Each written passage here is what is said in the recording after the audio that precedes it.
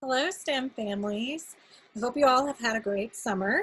I wanted to take this opportunity to present to you the 2020-21 STEM Return to School Plan as we know it as of today. We're taking this opportunity to just run through this presentation. There'll also be a PDF format for you to follow along if needed on our website. And so please bear with us as we present this plan to you. I'm sure you'll have tons of questions, so feel free to submit those using our feedback form. That's the best way for us to collect your feedback and then also reach out to you individually. So let's jump right into that return to school plan. Okay, so the overview of our plan is the first we wanted to give you kind of how we developed the plan, the goals that we put in place, then break down the two academic plans that we will be offering. As you can see there's going to be a hybrid and a virtual online version.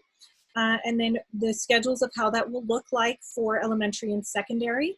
Then we will focus on returning to learning, what you can expect with both of those models, and then what the next steps look like. So, development and goals. So, innovating in very uncertain times. So as we walk through this, you can kind of see how we developed this plan. We didn't want to rush it. We started off with a select group of admin back in May that met to identify some key areas of focus that we needed to make sure that we hit on. Of course, school safety, health safety, any improvements that needed to be done to the facility. We wanted to make sure that we addressed those. Additionally, as well as any staffing that we needed to make sure that we had, updated procedures, and then also looking at financially, making sure that we were looking at all options that were there on the table and what to expect and how to plan. So in June, we started asking for feedback from families and staff on what they'd like to see for the 2021 school year. We took that feedback to heart. And then in early July, we started developing the 3 academic plans, which we sent to you as a draft. And from there, we wanted to collect your feedback on those so that we could then start tentatively planning based on what we knew at that particular point in time. Next, as we went into late July, our teacher committee, which was very involved in developing those draft academic plans, they, along with our leadership team, used that data that you all had submitted using the form. And then they also took the recommendations of the Douglas County School District to finalize the plan that you will now see here. And as we head into August, teachers and staff will start to return to work. Some of our support staff's already started returning to work, and our teachers will head into professional development and planning so that they are ready to go on the first day of school. And our facilities and support staff are continuing to make much needed improvements throughout the building, and we'll break those down later on in this presentation. So the committee of teachers was comprised ranging from teachers and staff from K through 12. We wanted to make sure that the stakeholders that were involved in taking your feedback and developing the plan were the ones that were going to be on the front lines of implementing the plan so that they felt comfortable with it. They spent a significant amount of work over the last few weeks developing that, analyzing all the data, and then taking into account the feedback and all of the other district plans that we were receiving. And there you can see some of the considerations that we took into account, all the different levels of feedback. We also took into consideration our teachers' workload and how are we going to manage their ability to plan and also still get professional development. We took into account all of the safety guidelines, and as you can imagine, those are constantly changing or being updated. We also took guidance from the CDE, CDC, and the Douglas County School District's Road to Return plan. And as I mentioned before, the other school district plans from across the Front Range. And as you can imagine, they vary in various different ways. So we were trying to pick aspects of those plans that best fit our community. So our goals of the return to school plan was first and foremost maintain the highest safety standards for health and well-being of our students and staff. We also wanted to provide as much flexibility for our families as safely as possible. And we wanted to continue to put innovation in the center of learning to unleash the potential of all of our students. Never stop innovating is our mission, and we wanted to make sure that we were still staying on mission even in these very uncertain times. So before we jump in, thank you again for your patience and understanding. We understand that these past few months have been filled with a lot of ups and downs and a lot of questions. And we appreciate your patience in allowing us to navigate all of these changes, work collaboratively and efficiently so that we can try and get our school students and staff back to school safely. So now our academic plans, what we are planning for and why. So these are our two academic plans. We have a hybrid model that encompasses both in-person and virtual online learning. And this will be comprised of cohorts to allow for students to still have access to their teachers in person and remotely as safely as possible. The second option is virtual online learning, and that would be 100% if you opted for that option. And that will allow students who wish to learn from home to still have access to the STEM curriculum, innovation, and teachers, and they would still follow the same daily schedule, which we'll break down later on in the presentation, still have access to their teachers, and they can still interact with the students in their classroom as they normally would, but just in more of a virtual environment. So, and as indicated, information on how families will sign up for learning preferences will be available at the end of this presentation. And to keep in mind, we are trying to incorporate as much flexibility as possible, and hopefully you'll see that as we move through the presentation. So why two academic plans? First, with the hybrid model, we still want to provide in-person learning for our students, but we must do so as safely as possible. Cohorting students with teachers helps to maintain the recommended safety guidelines, and integrating the remote component helps our students to be able to transition to learning from home in the event we need to move to full virtual online learning.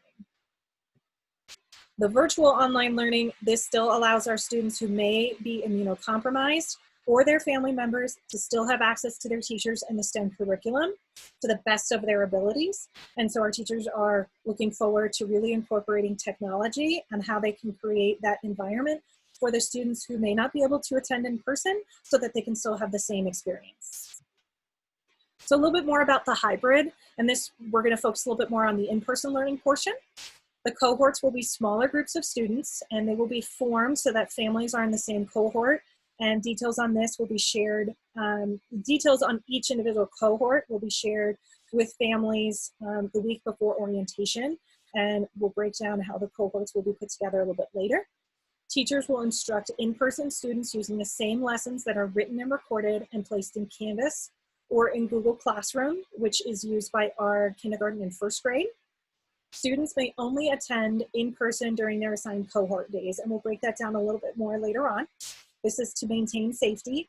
And this is also to allow our students to be able to kind of be together as a class so that our teachers can have the same students and create those meaningful relationships as well.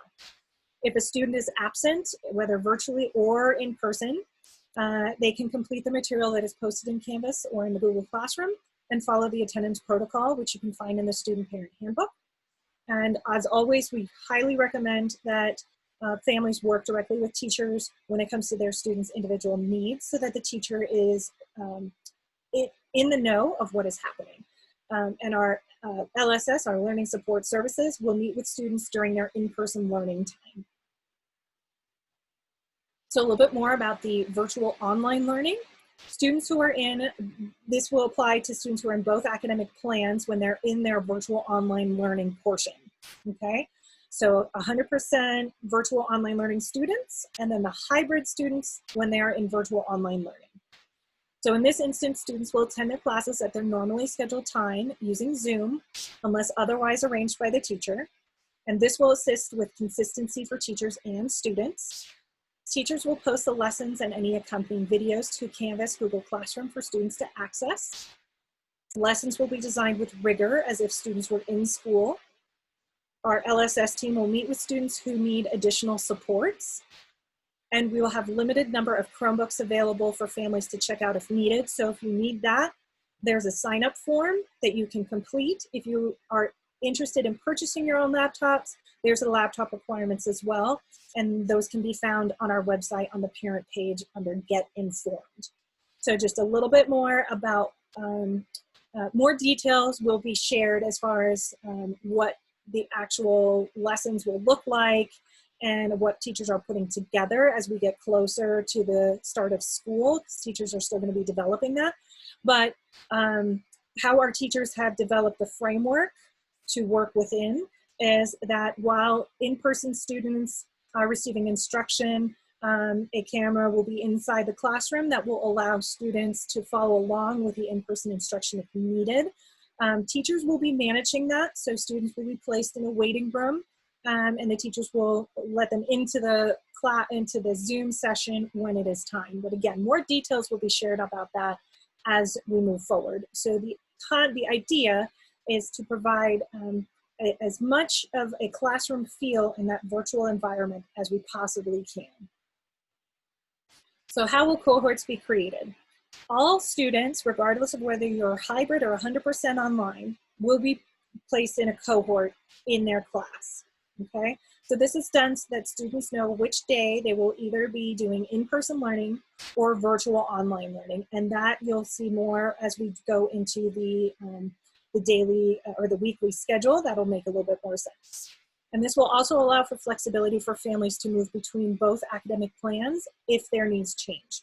So for instance, if your students sign up for 100% virtual online learning and down the line there is a need for your student to be in class during the week, during our hybrid model, you can make that transition and they can join their cohort in the classroom seamlessly, okay? And more information on how that process will work in notifying us when they want to go between the two plans will be outlined as we get closer to the start of school.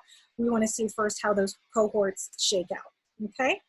If a student opts for 100% virtual online learning and then chooses to attend in person, they must attend on their assigned cohort days, and this is so that the students stay together with their teacher, okay?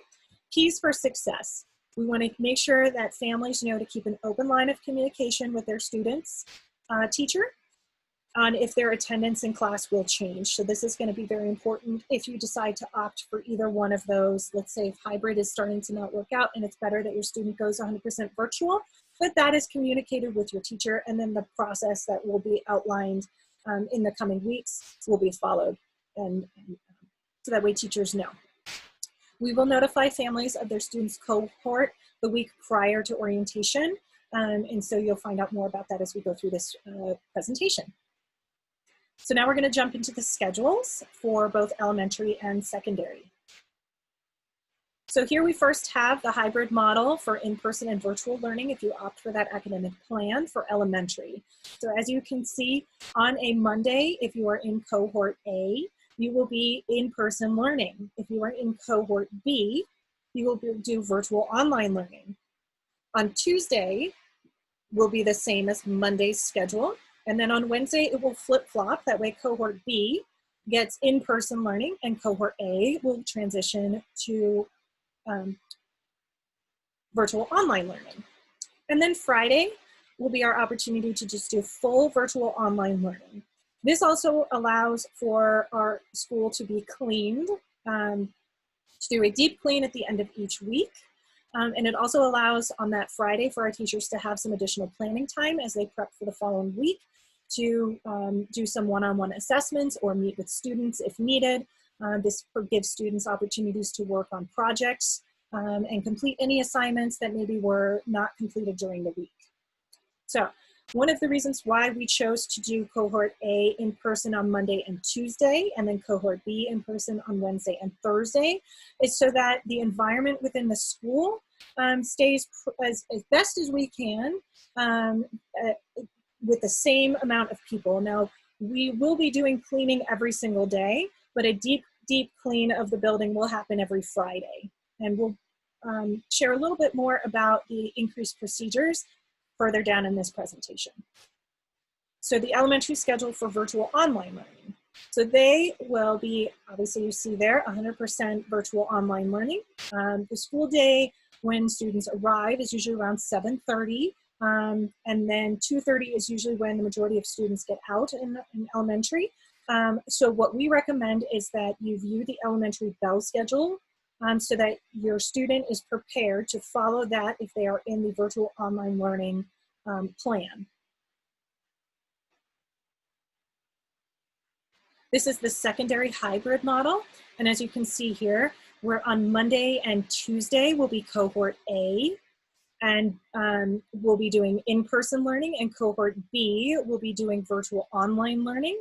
And this will allow the cohort A to have the opportunity to be with their teachers for in-person learning on a blue and a gold day. And on Wednesdays and Thursdays, cohort B will be in person and cohort A will be virtual. And this will allow cohort B the opportunity to have in-person learning on a blue and a gold day. And new for this year is the rotation of the Friday. And so what this is that depending on the blue, gold, and advisory calendar, the color of that day will be determined by that calendar. So it could either be a gold or a blue day. However, this day is also 100% virtual online learning. And there you can see there is an advisement block that was incorporated. Once you are in the virtual online, if you are on that 100%, then you can see that you will follow the same learning schedule that you would normally follow whenever you will be 100% online virtual. Return to learning what to expect and how to prepare. So orientation week for kindergarten is going to be from August 17th through the 19th. There will be opportunities for in-person or virtual online learning. Kindergarten students will attend either of those for 1 half day in small group sessions on any of the days listed above. Kindergarten teachers will email or call families with their students' designated date and time. And students will stay with their group for the day, but will interact with all 3 teachers and instructional assistants. Okay, and so this is just for the 17th through the 19th for kindergarten. Continuing with orientation week for kindergarten, this is just a little bit of a breakdown of what in-person a student would experience. They'll be introduced to safety routines such as using the restroom, how to wash their hands, lining up at a social distance, walking in the halls, how to refill water bottles, and entering and exiting the school. So some of our procedures are going to change to maintain safety. And so we want to take the opportunity for the students who are coming in person to have time to learn that, especially with our kinders. This is their first opportunity to be in a school. Students will also participate in activities such as listening to a story, identifying numbers and letters, and a quick craft. For those students who are virtual or online, they will participate in a similar lesson virtually, as well as learn basic remote learning etiquette. So kindergarten placement will be shared on Thursday, August 20th with families via email. The first day for kindergartners will be on Friday, August 21st. Families opting for hybrid will drop their students off at 9 a.m. in the gated section of the elementary drive line, and more information about this will be shared prior to August 20th. What to expect for grades 1 through 5. Now this is orientation week, and this is going to be August 17th through the 21st, and this is going to be for all students in grades 1 through 5. Okay, so on Monday, you will see there will be a portion of cohort A that will attend, and a portion of cohort in the AM, and a portion of cohort A that will attend in the PM. And as the rest of the week kind of shakes out, you can see where your student may fall once the cohorts are announced. And then that Friday will be all virtual online learning. Okay, we want to try and make this a soft start to the school year so that way students can get used to being amongst their teachers, being inside the school, being around other students. And then for those who are virtually, who are attending school virtually, that they also have the opportunity to meet with their students, interact, meet with their teachers, interact as best as they can. But these are going to be smaller cohort groups. Okay, so the big thing that we want to make sure that we accomplish during this orientation week is we get students familiar with the technology that they're going to use, their schedules, some of their subject matters, and then just some regular, how do I get around the school if needed, if they're in person, how do I navigate certain areas, and how do I interact in this new socially distant environment. So secondary Spartan launch is going to be on August 11th. And again, this is only going to be for secondary. And this is going to be for new secondary students only. So if you are a new secondary student, you will be receiving an invitation to participate in Spartan launch, where you'll learn about student expectations, culture, and an introduction to the 2021 school year. So participation in the Spartan launch will help prepare all new students for learning at STEM. Information regarding the optional virtual sessions will be sent 1 week prior to August 4th. Or, I'm sorry, will be sent out next week. So that's a little bit of a typo. What to expect for secondary grades 6 through 12 and orientation week, August 17th through the 21st. And again, this is for all students in grades 6 through 12. So this is your orientation week schedule. And again, once you receive what cohort you are in, this is when you will attend. Okay, and then the timing will also be shared as we get closer for that AM and that PM block. And again, just like as it was for elementary, wanted to kind of model the same type of schedule, but this gives the opportunity for both cohorts to experience a bold and a blue day, either in person or virtually with their teachers, get familiar with the technology, and if they are attending in school, get familiar with being inside the building again, learning procedures, socially distant, those kinds of things.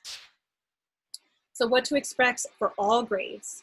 So the first official day of school, where we will be jumping right into instruction, will be, and this is for both learning academic plans, will be on Monday, August 24th. And again, just as a reminder, that's for grades 1 through 12. Kindergarten will start on Friday, August 21st. So what to expect in person, we're talking about the health and safety procedures for students and all staff. So as indicated by the Douglas County School District, there is a mandate that all students and staff are required to wear a face mask. There are certain exceptions during meals and recess when they are at school. If a student cannot wear a face mask for medical or educational reasons, a letter from a doctor must be submitted to the school nurse, and her email is hyperlinked right there. Ms. Karen Lewis can provide additional assistance if needed with additional questions. So students with documented health or emotional concerns can wear a face shield if it is recommended by a doctor, but it is less effective than a mask in preventing exhalation and spread of respiratory and aerosol droplets. So we ask you to just please keep that in mind. We do have face shields for every student and every staff member that we can provide in lieu of a face mask, or in cases where the ability to see a mouth is essential to learning and communication. We are looking into daily health screenings tool that will be done by parents at home prior to dropping off their students at school. And so as soon as we have this application, the screening tool finalized, we will provide those details to our families so that they know how to use it. We are working on a process to do temperature checks on students before they enter the building. And at that time, when we do the temperature checks, we will also be asking all students to use hand sanitizer for their hands. If a student becomes ill during the school day, a protocol is being established to provide extra safety measures before a student enters their respective clinics. And the health assistants will complete an assessment wearing proper PPE as a precaution and notify the school nurse if necessary. If a student presents a fever or any symptoms related to COVID-19, they will be placed in the quarantine room and the parent notification procedure will be initiated. The custodial staff will be called in to disinfect the areas where the student may have been. If a student tests positive for COVID-19, we will follow the procedures outlined by the Douglas County School District. As a reminder, if a student feels ill or has a fever over 100, they should not come to school. Updated how sick is too sick to come to school guidelines are being finalized by this Colorado Department of Public Health, and this information will be shared once it is complete. So some of the health and safety improvements that we've done over the summer and that we're initiating, we have touchless hand sanitizing stations throughout the school. We've increased those numbers. Teachers have been provided with additional sanitizing equipment for in-class purposes. Additional custodial staff have been hired to provide cleaning support for high touch and high traffic areas during the day. Hallways have been redesigned to become one directional to assist with social distancing. And our HVAC system has been cleaned. We've installed high grade filters and the system has been set to recycle 7 times per hour. Those are just some of the things that we've done. Our facilities team has been working around the clock to continue to maintain cleanliness throughout the building throughout the summer. How to prepare our families. What we need from our families. We need for you to work with our students to become familiar with wearing a face mask or a face covering for extended periods of time. And we want to encourage proper procedure for hand washing, social distancing, and other healthy practices. We could really use your help with that. And we want to remember to communicate and remind you to communicate with your student's teacher as best as you can. Next steps. What is left to do before we open? Now is the time for families to select their academic plan that they would like to sign their students up for. And here you can see there's a link to access the sign-up form. Please complete this form for each student that you have. We ask that you please complete the form by Thursday, August 6th, to allow our team to complete the cohorts that they can then send back to you prior to orientation starting. If you have questions about this presentation, we ask that you please submit that using the feedback form that's linked there or on our website. This will help us to categorize all of your questions in one area where we can continue to build out the FAQ document and also respond to you directly if needed. While you can email us, our emails are being inundated, and so that's why we ask that you please use the feedback form, because that is helpful for all of our leadership team. They have access to that and they are able to see all of the different feedback that we are receiving. And so that's the end of our plan. We hope that you take some time to review it. We know that you will have questions. We know there are a lot of things that we have not identified yet. And so we ask that you please review it, take some time. Next week, we will be providing an opportunity for you to ask us questions via a kind of virtual town hall, and information of that will be included in the newsletter. And so please look out for that date, and we hope that you can attend. And we hope that you have a great day. Thank you so much.